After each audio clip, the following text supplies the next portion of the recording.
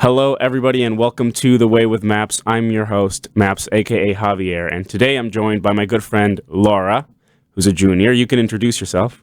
Hi, Javier. Hello, everyone. My name is Laura Henneres. I'm a junior studying economics and German here in Notre Dame with a minor in international development studies. And something about me is I come from a very big Italian, Spanish, Lebanese family in Brazil. So that's a lot of nationalities right there. That's good. That was a good introduction. Thank you. Yeah, of course.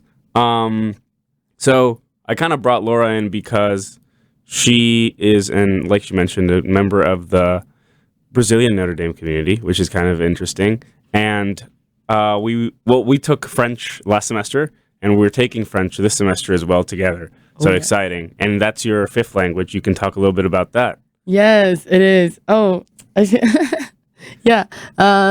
It's just so like in Brazil, people speak Portuguese. I've had many people ask me, in Brazil you guys speak Spanish, right? And I mean, you try to not feel like, oh no, you try to not feel disappointed, but actually it's kind of disappointing. It's the biggest country in Latin America. Brazil is bigger than the U.S. in continuous lands. So, you kind of would expect people to know a thing or two about your country, like the language, which is very basic. But I've had many people ask me about the Spanish. But whatever, happens. Not everyone has to know those kind of things. And I always liked languages, I guess. I never really liked math since I was little. But I think languages, I always had, an ease into it, I would say. I never studied English. I never studied Spanish, and I got Spanish from my friends here at college. English, I got it from watching Friends at TV. I actually know many international students who have that kind of experience with English, and that's how they learned. But besides those two languages, I also speak German, which I learned in high school in Brazil because it was for free, so why not take it, I actually went to a Brazilian high school in Brazil, not to international schools, but my headmaster was from Austria, so she had those classes in the school. And then after I came here, I took 4 semesters of German and decided I already had fulfilled my language requirement. I had an elective that I could do for free. Then I chose to do French, which is a beautiful language, and I thought it could be easy because of the Spanish and Portuguese background. So, yeah. I don't know. If you're kind of shy to talk about languages. No, you're fine. You're doing great. So that's kind of interesting. It sounds like from what you're telling me that, there's a pretty, diverse community. I mean, of course, Brazil's, a huge country. Yeah. But, there's, you mentioned your counselor was from Austria?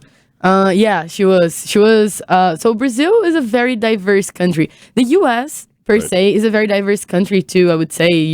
We have many people in the U.S. who come from different countries in Asia, like China. You have Vietnamese, Indians too.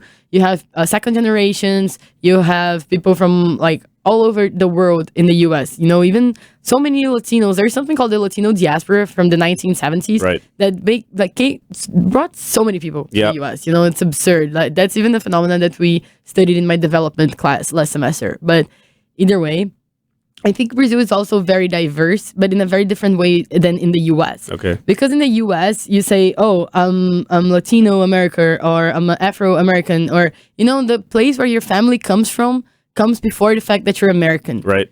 And it's also something people kind of wear their identity, their cultural identity. So you have the groups are kind of, I wouldn't say separated, but you kind of have more cultural affinity with the people who are from the same kind of background you are. Right. And in Brazil, that's something, it's completely opposite because you're Brazilian before being anything else, Right. So Brazil has the biggest Brazil is the country with the second biggest black population in the world. The only country that has more black people in numbers than Brazil is Nigeria. And we also have the we also have the biggest Japanese population outside of Japan. Okay. And the biggest German population outside of Germany. Okay. And that's all in one country, So I would definitely say that Brazil has a beautiful mix of so many cultures and races. And, there's something in Brazil we call mulatto, which is someone who has browner skin. Yep. But a mulatto can be from an indigenous descent. It can be from an Afro descent. So many variants, you wouldn't just have one. And then I just think being Brazilian, some people even say oh, what does you don't look Brazilian, Or like I have many friends whose families are Japanese or Chinese, and they come to the U.S. to go to college. And people here say, "Oh, but you don't look Brazilian." And there is no such thing as looking Brazilian. Brazilians can be so many different things. Brazilians can have so many different backgrounds. The history. Brazil is a country that always like took people in times of wars. Okay. And I just think it's very funny how funny or fun. I guess it's funny. Wait, we have to talk about those things, like living in a second language, Yeah. Either way, I just think it amuses me how in Brazil you're more Brazilian than anything else, but in the US you're something and then you're American. Right. And I just thought of that cultural counterpoint between the two countries. Being Brazilian is something like so big when you leave Brazil, and it's something I don't know. It's just I think the sense of humor, the kind of attitude towards life and things. You really connect with the people from the place you're from once you're not there anymore. But I also think, I think that's my point. Yeah. Yeah. I mean, yeah, for sure. I kind of get that too, because I mean, Puerto Rico's different, obviously. Because like in Puerto Rico, it's kind of like everyone is Puerto Rican. I guess like we're not really diverse in terms of like we also have like a very diverse like in terms of like skin color and like there is not like you can't just point at a type of person and say, oh, this person looks Puerto Rican, but we don't have a lot of like international diversity, kind of like you guys have. But so I definitely do understand and can relate to a little bit like coming here and being like, oh, like this is like I'm this and like I'm Latin American, and it's kind of a weird concept too. So I totally understand like where you're coming from on that spectrum. Because it is kind of interesting to see how people here, I mean, I don't know, I guess you could talk a little bit about how that dynamic is kind of in Brazil, but people here, I notice, like really do kind of stick to their groups for the most part. Like, it's interesting how there is like a lot of like multicultural and like interracial and like people sharing a lot of it. Mm-hmm. But you also see like you mentioned kind of like how coming into the United States, like after you leave your country, you're kind of drawn to your like group of people, and you kind of you relate to and you really like want like being around people that are like of where you're from. Mm-hmm. And so that's like an interesting dynamic, considering like how I think it has a lot to do with just like, I don't know about you, but me coming from Puerto Rico to here, I feel like I'm very disconnected from what I'm normally used to my culture, right? Mm-hmm. And so normally, like I don't know, I find myself like listening to more like Spanish music and more like just stuff to feel like, it's kind of like weird to say, but to feel like more at home in a way. Mm-hmm. And you kind of overload yourself with your own cultural like stuff, like music and like music's a big one, but like media too, like, mm-hmm. and so you kind of overload yourself with that and people too, your friends. Yeah. To kind of feel like, to feel like you're like more homey, I guess. Mm-hmm. In terms of friends, I've tried to keep it pretty diverse. Like my main friend group comes from my dorm, not really like I don't really hang out with like the Puerto Ricans as a group per se, but I do like hang out with them occasionally, and I do see them at parties and like obviously like I share with them. But it's weird too, because I feel like coming here, you kind of want to interact with people that you haven't interacted before. Yeah. So it feels weird it'd be weird, at least for me, to come here and then only interact with like Puerto Ricans. Does that make sense? Mm-hmm, yes, it makes total sense. I think going to college is I think like the reason why that happens, it's because going to college is already navigating into the unfamiliar. You're totally out of your comfort zone, especially coming from such a distant place like Puerto Rico or Brazil or even other countries, And then I think once you get here, you don't really realize how different it is, but then you put yourself kind of in a bubble. You create your own bubble. And then the thing you were talking about, you like the songs and the friends and even, what you value in your country. When I left Brazil, I started valuing Brazilian food so much more than I did before, you know? Yeah. So I think that's just like a small example. But I feel like this kind of atmosphere you create is something like you see it a lot and it's normal for you. So you're creating familiarity. Right. But the people that don't know you and see that from the outside, they see the Latino kind of student, or like the Brazilian stereotype or those things. And I think that all of that goes from each person's own familiarity with the world they know and how they perceive things, which is very subjective. Right. I understand that. I just think it's very important to be open to new experiences. That's so cliche, and that's basically like every college every college flyer you receive, like come meet new people, diversity events, and open yourself to the world. Isn't there something in Notre Dame that says your classroom is the world? No, the world as your classroom, I guess, something like that. Yeah. And I think that's from some of Notre Dame's international things. Right. And then I just feel like even though they say that in college things don't really work like that, so I think it's very important to be open, and diversify and go, like, get out of your comfort zone and meet new people and new things you haven't done. And my first year of college, for instance, like I spent so much time only within the Brazilian community, and actually that like Brazilians don't know they are Latinos until they go to the US. Brazilians don't consider. Which is super interesting that you told me that, because so, I mean, I guess this kind of is me also, I guess, like categorizing people and putting like a certain types of people into like boxes, which I guess like what you're saying kind of it relates to this in a sense. But to me, it's always like, to me, like being like Latin American and Latino in the U.S. context has always been like all the like South American countries, like most of the Caribbean, the Latin countries as well, and then Brazil's always been included in there for me. Like I've never put them like in the separate separately. box. Yeah, but you told me that to. No, I never thought of myself as a Latina, and I know that many people from my country don't think of themselves as Latinos because it's not the same kind of songs and it's not the same kind of culture. Yeah, it's so different. And then when I came here, many people tell me, "Oh, you're from Brazil. I've been to Argentina," and I was like, "What? What does that have to do with anything?" Yeah. And then I just think, like, it's very different because once you come here, you get this kind of different cultural notion, like what is the Latino concept for U.S. citizens? Right. Because is it someone whose family's from Mexico and lives in the U.S., or like are Latinos only the people that come from abroad? Are Latinos people who have like Spanish speaking background? Right. Because in that case, I don't know if you can even consider Spanish people, for instance, Latinos, because they are Hispanic, but they are not like Latino from Latin America, So I think like that concept per se, okay, this is like me, but that is a social construct. I get what you're saying. Yeah, I get what you're saying. It's not even a critique. It's just something I only got the notion of being a Latino person when I came to the U.S. because that was never present in my life. Being and even like the fact that Latinos are minorities in the U.S., right? And in Brazil, I was never part of a minority. Right. And then coming here and seeing that, it was just like such a 180-degree change, you know? Yeah, it's definitely a different reality. The way I've always put it together, it's like I try to go like as dictionary definition as you possibly can.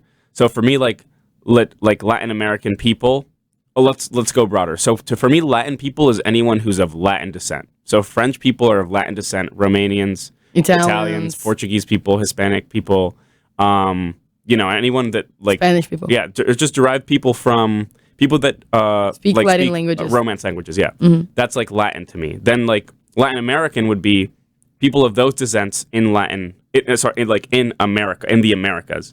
So that includes Mexico down. But also, I mean, if you go like really technical with it, if someone's of Italian descent living in the U.S., they're technically Latin American because they're of Latin descent living in the Americas. And that obviously also includes like Brazilians because you guys are the country is of Portuguese descent and it's in the Americas.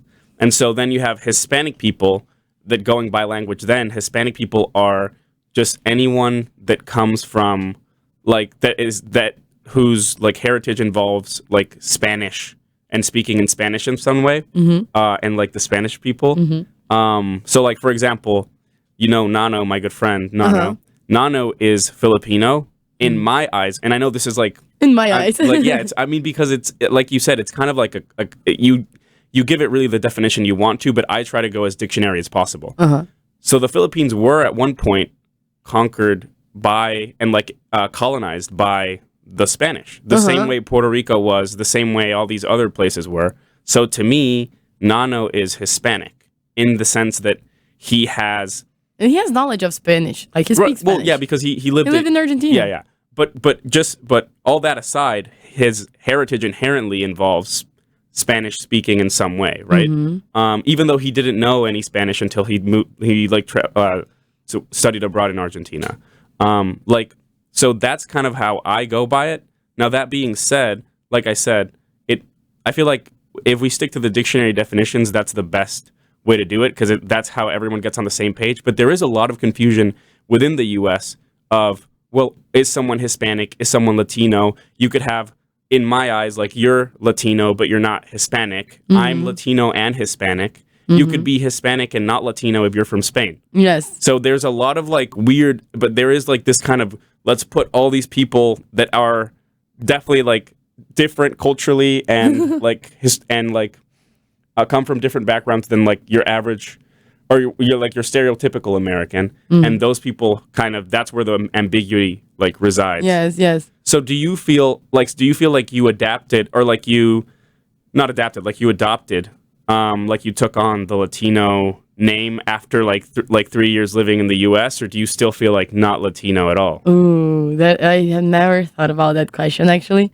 I just don't think, okay, just to close up on the last thing you were saying, we were talking about, I don't think there's such a thing as a correct concept, or a concept that people should be aware of, like, oh no, you should consider Latinos this kind of people or this kind of people. Right. I think that's also subjective. Like, if you look at social sciences and anthropology and everything, all of those concepts, you'll never find a one-fold application of it. You're never going to find like something that fits all. Okay. You know. Yeah. That's fair. I don't think there it should be so heavy too. Like, there should be any kind of weight on that kind of concept. Right. But, so about your question about adopting the Latino identity. So I'm a junior right now. My freshman year, my first semester freshman year, I like spent a lot of time in the Brazilian community. I met some Latinos here, and then my second semester, I made very good friends, and they are 3 girls from Puerto Rico and 1 from Venezuela. Shout out to my girls.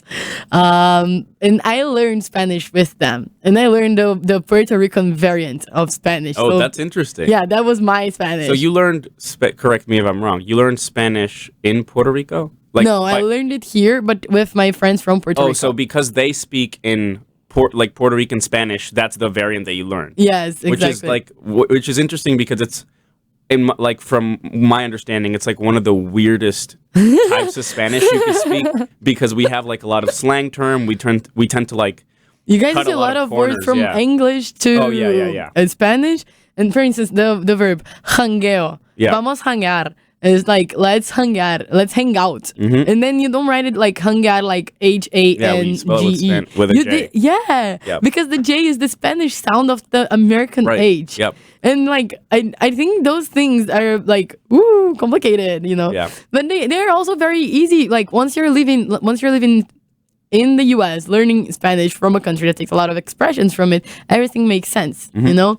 So I think, when I started first, hanging out with the Latino community and everything, I used to love reggaeton. I used to listen to it the entire day, and that's like where most of my vocabulary come from. Honestly, from reggaeton, which is very songs. Like sloppy. It's horrible. The lyrics. Yeah, I mean, not only are the lyrics like pretty bad, but it's also like a sloppy version of Spanish. Yeah, they don't follow like grammar rules or anything. It's like, it's basically, I guess, to give people that haven't ever heard like a reggaeton song, or just don't understand it, it's kind of like rap music in English. Yeah, I would say so. It's like not exactly entirely grammatically correct. They like, artists take a lot of liberty, and that's on top of Puerto Rican Spanish already taking a lot of liberty culturally on its own. So yeah, like I definitely like get what you're saying. Like that's kind of crazy to me though, like how, and I want to get into that a little bit. So you obviously learned Portuguese first. Yes, because it's the language my parents speak at home. Right, and so then, of course, yeah, and in your country. Yeah. And then after that, you learned English through friends. Yeah, through friends in the television, those TV show friends. Friends. Friends. The show, yeah. Yeah, And because then so I learned Spanish through my from friends from college. From actual friends. Yeah, not the serious friends from college, but my actual friends. So at what age did you learn like English more or less? So I think I started catching up with English around 9 or 10 because like I used to go to school in the morning and then in the afternoons. So I live in a big city in Brazil. It's called São Paulo. São Paulo is actually the biggest city in Latin America, like all of Latin America. We're bigger than Mexico City. Just want to say that. Subtle flex. Subtle flex. What? No. Wait, what did you say? Subtle flex is like. Yeah. Yeah, Flex, okay, you get it. I'm Okay, flexing, yeah. Yeah, my point. Yeah, you're like boasting about it. Yeah. Yeah. I learned the flex expression last week, by the way. Really? Yeah, it's Which like, is- oh, okay. I'm flexing it. A Okay. friend had to explain it to me. Yeah, we're talking about this after this. But Yeah. Go ahead. There's so many expressions that like you acquire once you move in here. Oh, yeah. Yeah. So, but yeah, that's my point. My English comes from a TV show, and like in Brazil, in São Paulo, my city, it's like once you come back from school, you can do other activities. You don't have like the extracurriculars you have in American high schools, just to Right. give people some context. And then like I would spend most of my afternoons at my house, and then I would either like have like singing lessons or do something with my grandmother because she used to take care of me when I was little. My parents had to work, and then like my grandmother would just leave the TV on the Universal channel, and then Friends would come up. And I remember that they generally like screened like 5 episodes of Friends totally out of order, so like Yeah. never the same season Right. in two following episodes. But like I would watch them speak in English and they had Portuguese subtitles, and then like I think I got my English from there. And then I was 9. And then my parents, like my father went to New York to study for a semester when I was 14. And then we spent a semester there, and that's how like I think I actually became like used to speaking it, because I couldn't, like I got there and I could understand everything what everyone was saying. So I thought, oh, I can speak it too then if I understand it. So I tried, and I think that's how I got my English up and running. Wait, so in New York? Yeah. You moved to New York. Yeah, we lived there for a little less than a semester. I would say like 5 months. Okay. 5 months. Yes. But that was obviously more than enough to like. Yeah, but Spark. I didn't get my English there, because if I was supposed to get my English there, I was like I would get there and not understand things or be Right. kind of lost, and then only then learn. And when I got there, I already knew something. And my school didn't have any English classes. You kind of just learned it on your own through like TV. English media, yeah. Yeah, And exactly. then when you went to the US, you went like, "Oh, I actually get what they're saying." Yeah, okay. yeah. Yeah, that makes sense. And yeah, so that's it about English, I guess. Okay, what came next? Spanish? No, German. I actually Okay. learned German before Spanish. Oh, right, high school, right. Yeah, I took classes in high school. They were for free, and like my high school used to be an intensive high school. I used to be there 12 hours every day and 6 hours on Saturdays. Nice. And then like after the school day was over, it was around like 7. There were free German classes that were from 7:30 to 8:30. And then I would be there for that too. So 3 times a week. And that was super nice. Like, Yeah. I really liked it. So it seems like like you hustled a lot. Like you were working like overtime. Yeah, I was, because my high school used to prepare people. Used to know it still prepares until today. Like people for the Brazilian vestibular, and the Okay. Brazilian vestibular is kind of like the ACTs and SATs, but you can only take them once per year. So if you don't get approved into college, okay, so it's like you have one SAT per college, and for you to get into college there, you have to get a specific grade. So so that's it, and you can only take it once a year. So if you don't get into any of the colleges you want, you have to like wait for another year, keep studying that year, and then you can do the exam again next year. Right. So my high school was very good to help people pass that exam for like the best colleges in Brazil. Oh, okay. And like my father is a lawyer, my mother is a doctor, so like I was set to go to college there, right? Right. And then like I studied in the same school for like the 14 years of my education. So it never like occurred to me that I was not gonna go to college in Brazil. And then I decided on August, my senior year, and the senior year there ends in December, which is also when the applications are done, that I decided to apply to college in the US. Okay. So I had to do like for that semester, I used to go 12 hours per day to school, and then 3 more hours like for German. And then on my free time, or between midnight and 6, I would say, I used to do my applications for college. And I had to write all of my essays and figure out how to study for SATs on my like spare time or free time, I Right. guess. and do the TOEFL because that's a requirement for Right. international students. I did school and then I did that on my extra on the side. Yeah. So a lot of work. Yeah. Did you? So that's kind of crazy. So kind of what put you onto Notre Dame though? What where did that come from? Like last minute. Oh Almost. Jesus. Notre Dame specifically, I Yeah. don't know. I honestly don't know how Notre Dame came into my life. I think so no one I know ever went to college in the US. My family doesn't speak English like at all. My father learned how to speak English when we moved there. Yep. And then I think like I decided I wanted to come to college here because like you would watch on the movies and like hear about the things colleges here do and see how many opportunities people had. And I was like, I really want that for my life. I don't want to go to college in Brazil where you have to decide before the entrance exam what you want to study. No, I want to have the possibility of choosing it my second year of college, which I did, by the way. I changed majors so many times. But okay. And then I wanted that possibility and I started looking up colleges in the US and I saw that US ranking of colleges and Notre Dame was there. And then I was like, oh, you know what? I'm going to apply for the top 20 colleges in the US. Why not? And then I did. I applied to 21 colleges actually. Oh wow. Yeah. Okay. That's a lot. Yeah, it took me a long time, man. I wrote 63 different essays. Okay. I know. Oh Jesus. And then I think Notre Dame was in the middle and then I applied. Like it was nothing like specific that I liked it. But then I came like my dream school was Georgetown actually, Okay. and I wanted to study politics in the time. So that would make a lot of sense. Yep. But I went to visit Georgetown and it didn't like get me, Yep. you know, or I got it, I didn't got it. Yep. Like, so once Notre Dame invited me for the Hasburg International Scholars Experience, the HISE, and I came and I got to meet the people here and spend here 5 days. They paid for my plane tickets. They gave me like money to stay on campus. Like, you know, they took such good care of me. They made like, it was such an amazing experience and get to know what kind of people go to college here. Yeah. It really like showed me, no, this is the place I want to be. I want to be in a place where I'm going to feel like home enough, but also people motivate me to be better. Because Yeah. I feel like people here, it's not that they're competitive. It's just like everyone is so capable that you really want to open up the doors of your own capabilities. Yeah, I feel people here are very ambitious. I too, like, kind of what drew me into Notre Dame was, so I came here 2 summers ago, like for summer scholar. Excuse me, dry throat, talking a lot. What I was saying. I came here 2 summers ago for summer scholars, and Is that like a summer camp? it's like basically so Notre Dame has like summer scholars, has various like summer programs. They have like one that goes abroad to like different locations. They have one that is the leadership seminar, and then one that's summer scholars, which is the one that I did, which is like you take class for 2 weeks here.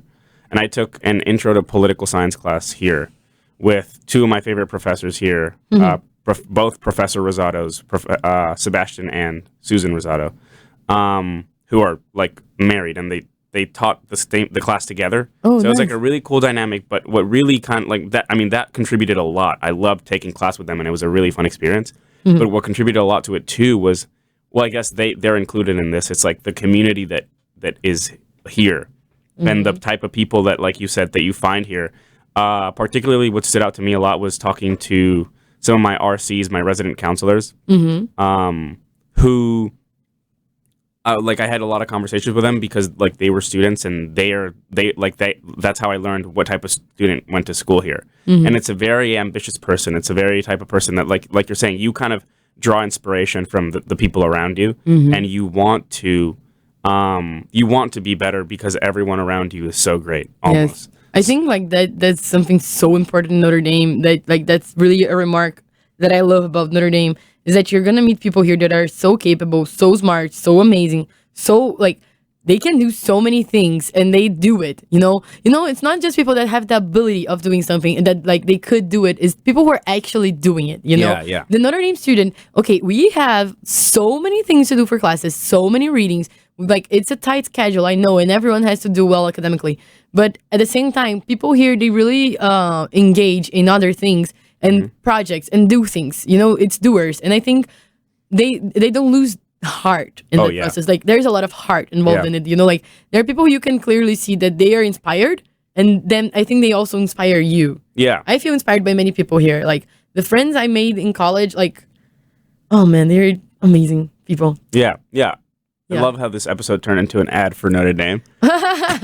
but Actually, yeah, but at It the had same to be time, said, like we yeah. wouldn't go. Would you leave your house so far away all from accurate. here Yeah, it's in all such a accurate. warm place Yeah. to go to a college Yeah. in the Midwest that wasn't that good? yeah, It wasn't like that. Like Yeah. I think one of the reasons why I chose to come here, like I did an exchange program during high school in Germany, and even though I liked it, I thought people were very cold.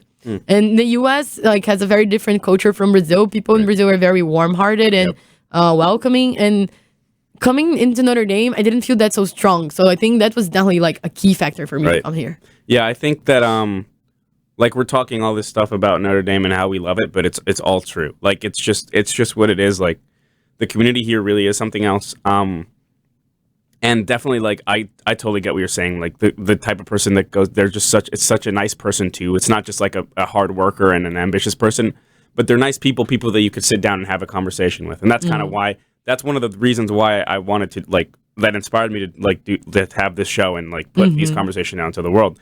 Because I mean, I guess you could talk about this too, but for me, like I never had these types of conversations, or I didn't know they existed until I came here back, like when I lived back in Puerto Rico. You mean what kind of conversations? I didn't know, like for example, like this the type of cultural student- conversation. not just cultural. I mean, yeah, that in part, but for one, yeah, there's a lot of intellectual conversation. That's not to say that conversations back home weren't intellectual, but they're just a different type of Intellectual. they're a different type of intellectual because of how diverse the community is here in terms of like ways of thinking, and also in the type of person that, like I mentioned, like and like you mentioned, like they're all doers, Yes. and that it kind of puts things into perspective because it's inspiring to see people grow and to see people have an idea and develop it and turn it into something. It makes kind of you want to do the same thing. Yes.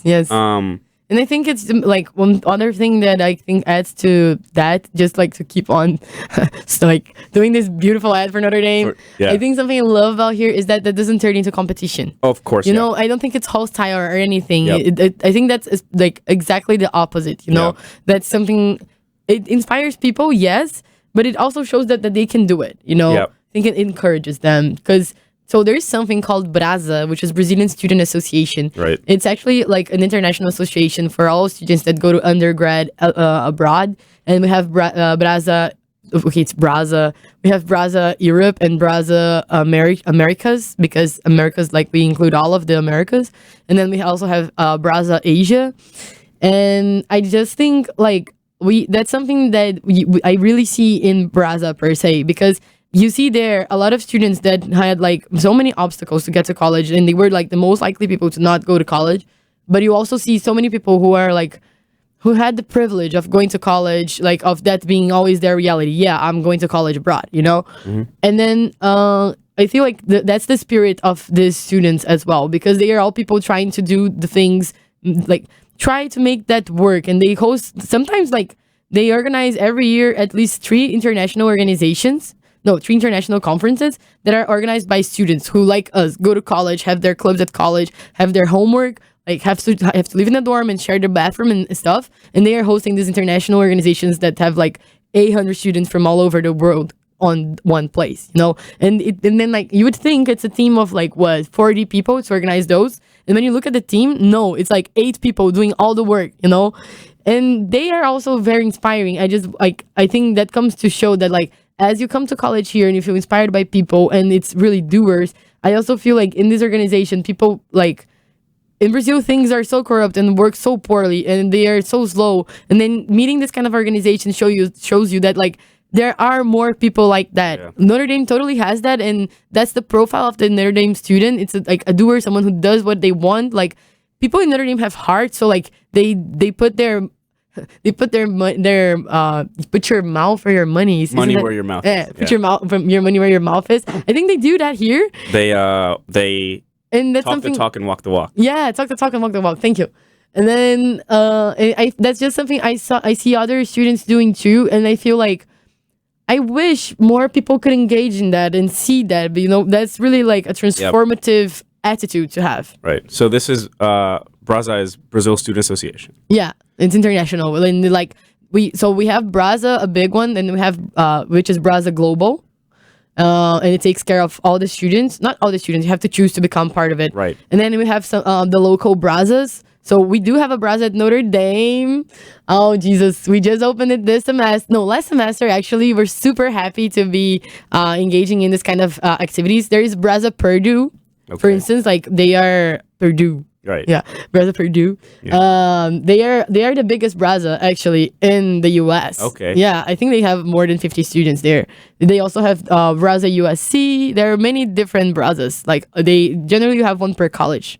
Right. That's interesting, and that's kind of cool. I feel like we got here at a very influential time within like the university, and the communities within them. Like I know Alvaro, who was here during last episode, was talking a little bit about like the Puerto Rican Student Association that is being opened this semester. I heard about that. Yeah. Yeah. So he's working on that, and everyone in the Puerto Rican community is pretty excited because there's obviously like a lot of things going on back home. So like we're looking to like send humanitarian aid back there, but also like kind of offer, I guess, eventually grow it into the point like kind of what you're talking about, which is just offer help to a lot of people. Mm-hmm. I think Alvaro was telling me that like this initiative is actually like something huge that he's doing. It's amazing, actually. He went to Washington to talk to politicians about it and show his like proposal and like gather support, you know. And I think it's something he wants to like do in the whole country, not just Notre Dame. Yeah, I mean, I haven't talked to him too much about it because I know it's very early in the development stages, and kind of what we're working on, or what I understand he's working on right now, at least here at Notre Dame, is kind of that whole humanitarian crisis aid stuff. Mm-hmm. But yeah, I mean, I for sure, and I'd love to from here to like let a little time pass and kind of have him on the show again, talk about it, because it seems like a really interesting thing too. But yeah.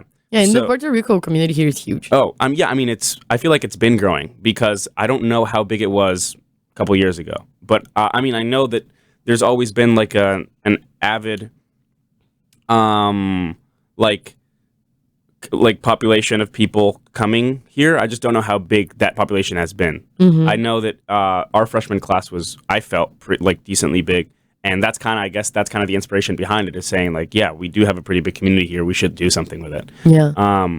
But yeah, so German, and then Spanish. Yeah. Oh Jesus. Okay. Yeah. We're doing a one. Yeah. Portuguese, English. That was a good tangent, though. Yeah. High five. I think Portuguese, English, German, then Spanish here in college, and I started taking last semester with you French classes. Yes, fun times. You have a really good like French pronunciation, and I feel like, I mean, correct me if I'm wrong, but does it stem from like your Portuguese pronunciation more so? Oh, thank you. I never heard that comment that I have a very good French pronunciation. Thank you very much. I mean, didn't you like a lot of the professors or just other students? I remember at like last semester particularly, a lot of the other students were like, "Oh, is she like French?" Jesus, really? Yeah. I didn't know about that. Thanks. Yeah. I actually had my German professor this semester. I never had class with him before, and our first class was in German. And then he asked me, "Are you from France?" And then, because you have a French accent for German. And I don't know if he knew like other Brazilians, but I was glad with that comment, you know. It's very hard like to live on another language. And then I am aware that I have an accent in English, for instance. I will never not have an accent, you know. That will never pass. For freshman year, I was like sometimes even embarrassed to speak in classes because like I knew I had an accent. Like what, you know, you kind of feel like a little judged, like, oh, I see what you mean. know, you feel worried. And then I think I just made peace with it because that's never going to pass. So thank you very much for that. I think that's good. It's good though that like you kind of like having, I mean, I kind of sometimes feel like I missed out on having an accent. Because like, for example, like it happens to me in French, what you're saying, like sometimes I get a little like self-conscious about like my French accent because I think I do have a Puerto Rican accent in French. Like the way, because it's like the most similar, like comparison, like I put two and two together.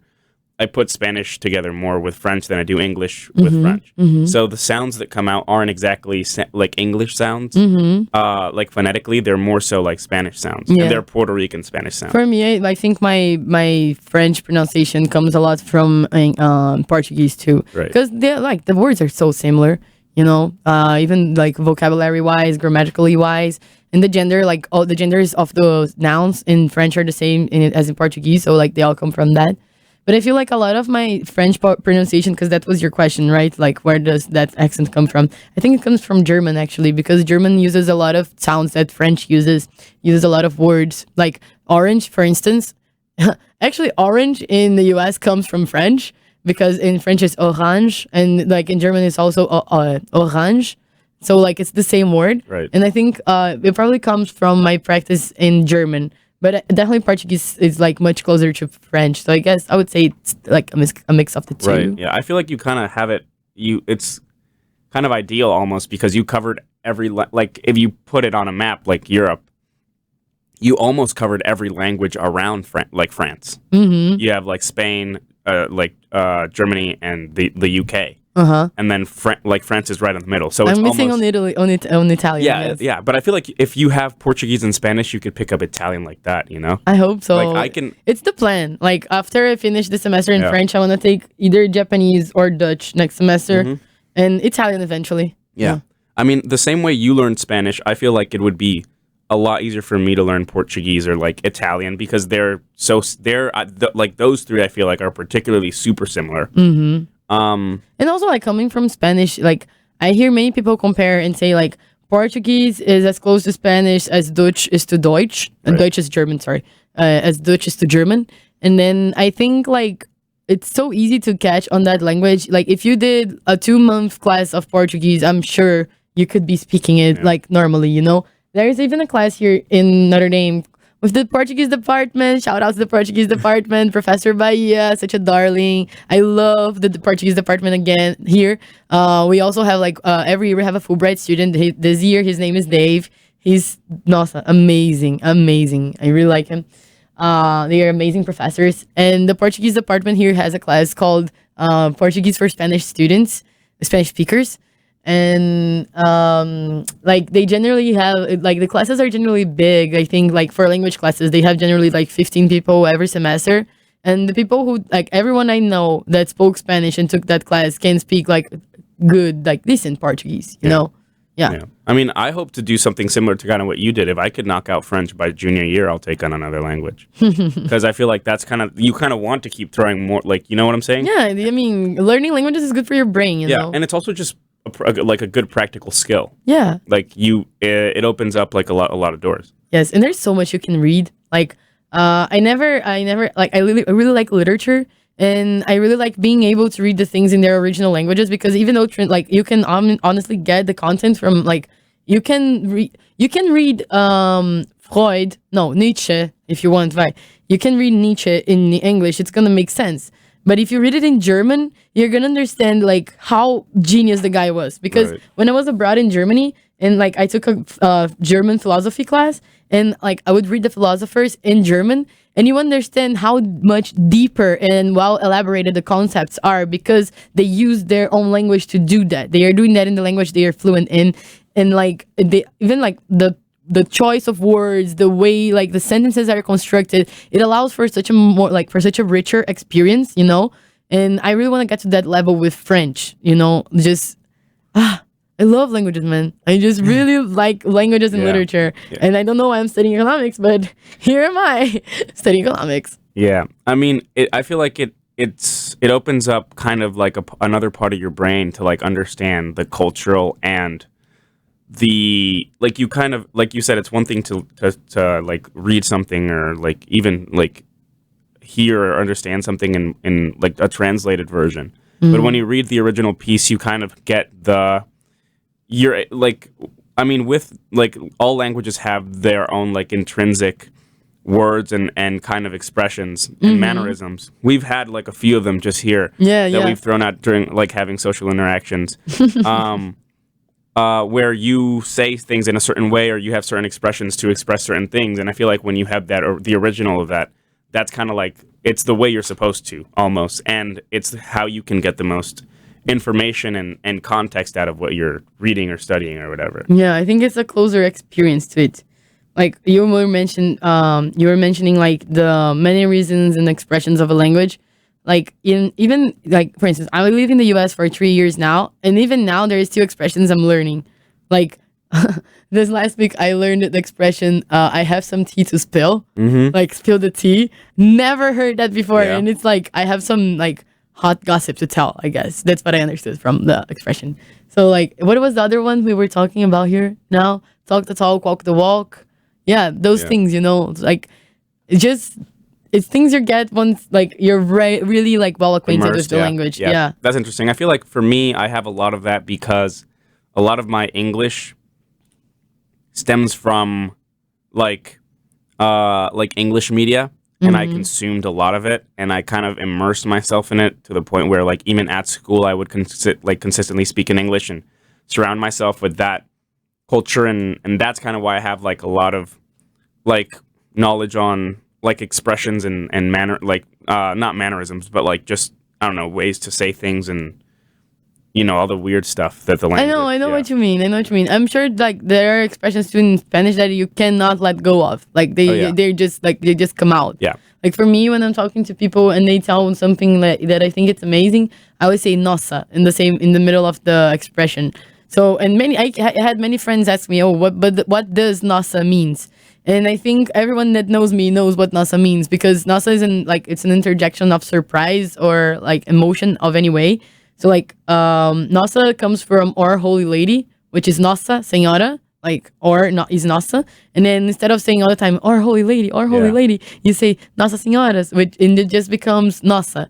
So anytime like you can tell me something sad, and I'm gonna be like "Nossa, I'm so sad for you." Or you can tell me something like, "Laura, I got a job," and I'm gonna be, "Wow, nossa, that's great news." Yeah. So I feel like nossa just fits every situation, and it's so hard for me to get rid of it. I've had some friends comment like, "Why do you say that? You can't speak English," and I'm like, I know it's not something I control, Yeah, and I feel like that's kind of I was talking so I had a psycholinguistics professor Nice. talk on the show a few episodes back during last semester. I think it was only like she was the last episode of last semester, if I'm not mistaken.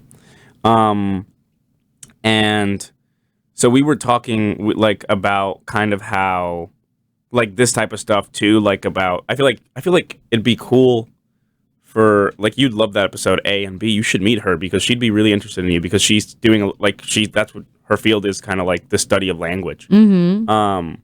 And we were talking about how when you talk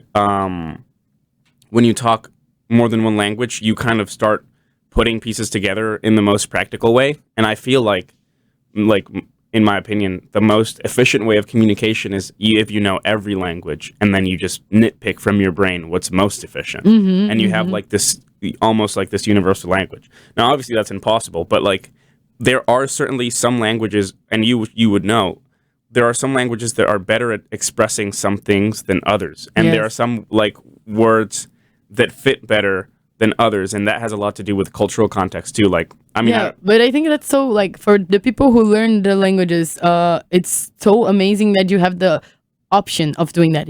That you can see that thing. Like it's almost as wearing sunglasses, and then you see things differently. Like, it's something that gives you so many resources, and I think that's why, like, for instance, being able to speak languages is one of the abilities I like to work on the most, because it opens new doors, opens new perceptions. It's exactly that what we were saying. Yeah. So, what's your tip for learning new languages? You know so many. I feel like. Thank you for saying that. I feel flattered.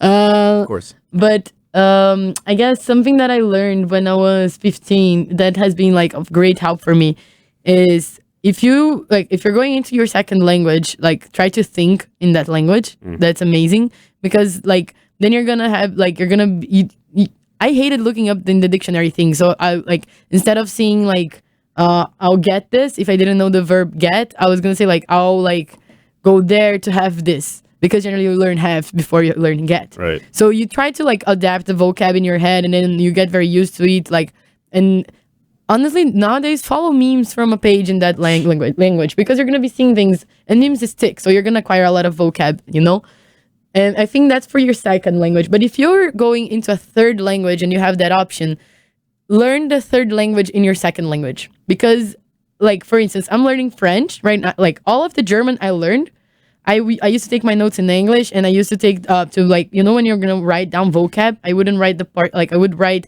the word in German, and then instead of translating the vocab to Portuguese, I would write it in English, because this way your brain has actually to do a longer way to process information, and it takes longer for that information to be erased. So it's gonna last longer in your short-term memory and become long-term memory soon. Yeah, that's actually like super. I would have never thought about that. Yeah, I do that with French actually. If you look at my notebook, my notes are all in English. So did you learn that on your own? Did you hear that somewhere? My German teacher in high school told me that, and she told me that like during German classes we could not speak Portuguese. We could only speak German or English, and then she explained why. And then like that's something I just took on for the rest of my life. Yeah, I mean it seems like a really good yeah, like a good tip. I would never thought about that. Yeah, like it makes sense logically because it's just more connections, more neurological it's also like learning languages is already good, like for like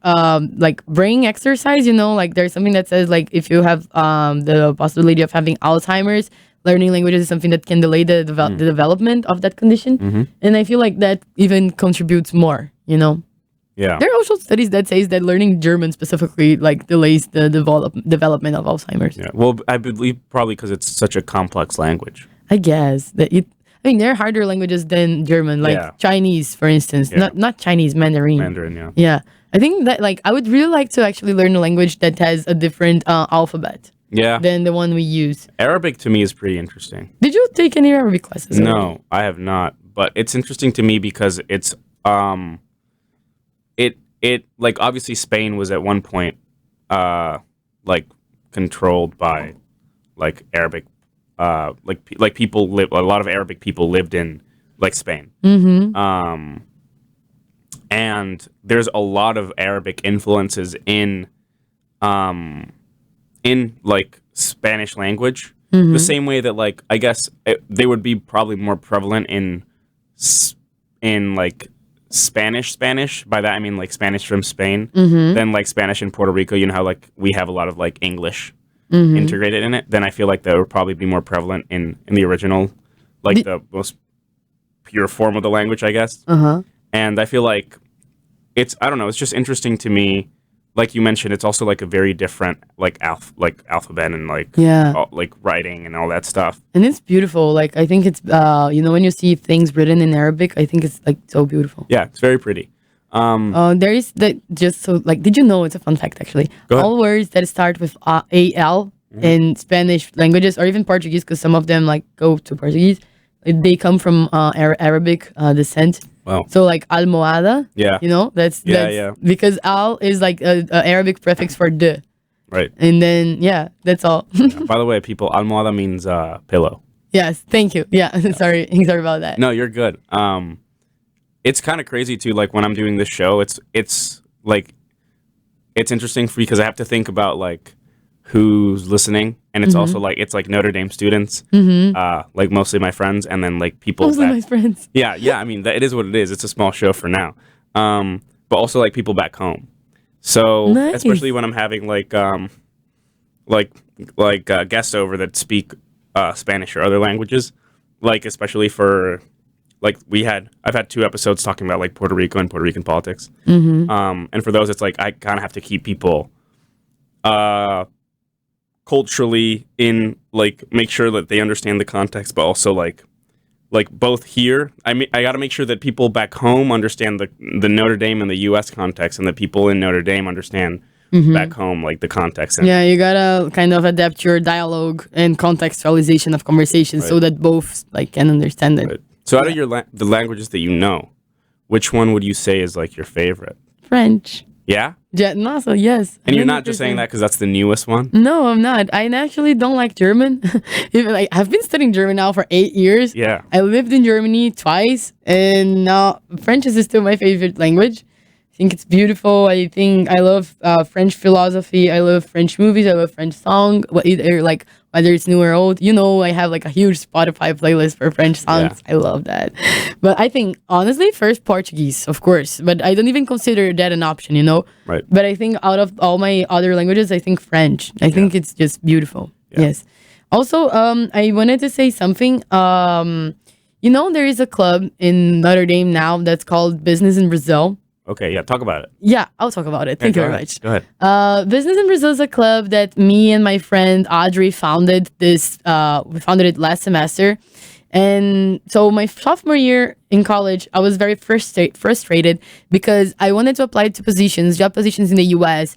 and I couldn't because most of the companies do not sponsor visas for international students, and I was very mad at that because international students have the same amount of work that every Notre Dame student has, and even a bit more if you think that we're doing it all like in the second language, Right. you know? Yep. And then they wouldn't even take the resume. They don't even give you the chance to compete for it. You're just like straight up out of the competition. Just know, yeah. Yeah, and then I would go back home and break and see how in Brazil so many companies like lack the kind of professional that was proactive or people who wanted to actually do something that were not like just conformed and like to the status quo of things, you know. And I saw so many good students here, like so eager to do so many things, and they couldn't simply because in the U.S. you don't have the chance. So I decided, I talked to the Notre Dame São Paulo Global Center, and I talked to the Notre Dame Club of Brazil, that is like a alumni association in Brazil. And me and Audrey decided to found a club called Business in Brazil that offers any international and American students chances to have summer opportunities and full-time opportunities in Brazil. For the summer opportunities, you don't even have to speak in English. Like you can just, no, you don't even have to speak Portuguese, anything, you know. There are many companies that hire in the tech sector, in research, and in corporates, mainly in corporate, by the way, that want American students or people who go to college in the US to go there and work for them for a paid summer internship. I had already friends from Miami go who didn't speak any Portuguese. I had Venezuelan and Colombian friends. I had Chinese friends go into this because we had like a pilot project last summer and it worked so well. Like the feedback was so good that we decided to turn that into a club instead of like just helping one-on-one people, you know? And we're actually going to have an info session this Saturday at 3 p.m. We're gonna connect with the São Paulo Global Center that has most of these opportunities. They have the contacts of students and companies there, and they redirect you to the people who you can apply. They help you set up interviews, everything. And we're gonna have a workshop resume too. So we're gonna have our first event for Business in Brazil, February 1st, this Saturday at 3 p.m. in the 5th floor of Duncan Student Center. And we are so happy to be doing that. We really hope that as many students as want to come can come. We have flyers all around campus, and there is a QR code in the flyer. You can just scan that QR code and fill in the forms. That's the QR code is going to take you to. And yeah, I think we're super psyched to do this. It's going to be amazing. We're so looking forward. It's a new club, and we're really counting on you people to come because it's going to be a nice event. Yeah. That sounds great. I mean, it sounds like a great opportunity for me to learn Portuguese at some point. Yeah, it is. So I know you spoke to this to Nano and I, and like we think it's a really cool opportunity too. If there's like a web link or anything, whenever I put this episode up, I could like include it in the description too, and that'd be like pretty cool. But yeah, and send me that information. I'll put it through. Because I want to go too. Yes, no, you should come because it's mostly for. I mean, we have opportunities for all, include like seniors included, Right. because we have full-time opportunities too.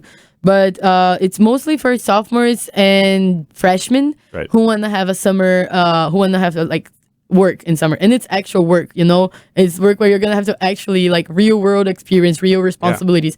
And I think that's the differential of working in Brazil in the summer. Because the people who are going to hire you, they actually need you to do work and you're actually going to have responsibilities. It's going to be something you can talk about in your resume later. It's something that's like a real experience. You know, you're going to be living in a house that they will most likely pay for you to live there.